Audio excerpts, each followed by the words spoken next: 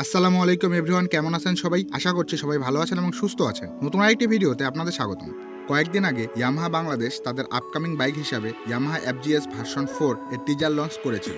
Source অনুযায়ী বাইকটি এই মাসেই লঞ্চ হওয়ার কথা ছিল, যা আপনাদের আগের ভিডিওতে অবগত করেছিলাম। ফাইনালি জানা গেল ইয়ামাহা এফজিএস ভার্সন 4 এর অফিসিয়াল লঞ্চ ডেট। বাইকটি লঞ্চ হচ্ছে আগামী 28 সেপ্টেম্বর রোজ শনিবার সন্ধ্যায়। বাংলাদেশে 27 ও 28 তারিখ পরপর দুটি বাইক লঞ্চ হচ্ছে মোটরসাইকেল মার্কেটে। 27 তারিখ লঞ্চ হচ্ছে হোন্ডা হর্নেট 2.0 এবং 28 তারিখ ইয়ামাহা এফজিএস ভার্সন 4। বাইক দুটি মার্কেটে প্রায় কাছাকাছি প্রাইস পয়েন্টে লঞ্চ হবে। এখন দেখা যাক কে বেশি অ্যাগ্রেসিভ প্রাইস অফার করতে পারে।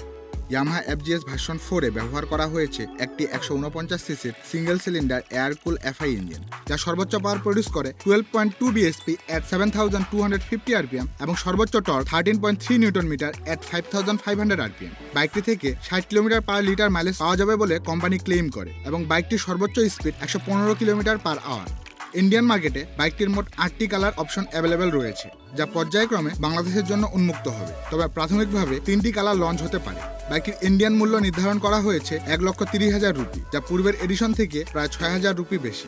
বাংলাদেশে আসলে এর সম্ভাব্য প্রাইস হতে পারে 2,80,000 টাকার মতো। বাইকটির প্রাইস সম্পর্কে আপনার মতামত কমেন্ট সেকশনে জানাতে ভুলবেন। তো এই ছিল আজকের ভিডিও সম্পর্কিত অন্য কোনো প্রশ্ন থাকলে তা অবশ্যই কমেন্ট সেকশনে জানান। ভিডিওটি ভালো লাগলে লাইক দিন। চ্যানেলে নতুন হয়ে থাকলে চ্যানেল সাবস্ক্রাইব করে পাশেই থাকুন নিত্য নতুন বাইকের আপডেট সবার আগে পাওয়ার জন্য। ততদিন পর্যন্ত সুস্থ থাকুন। দেখা হচ্ছে পরবর্তী কোনো ভিডিওতে। আল্লাহ হাফেজ।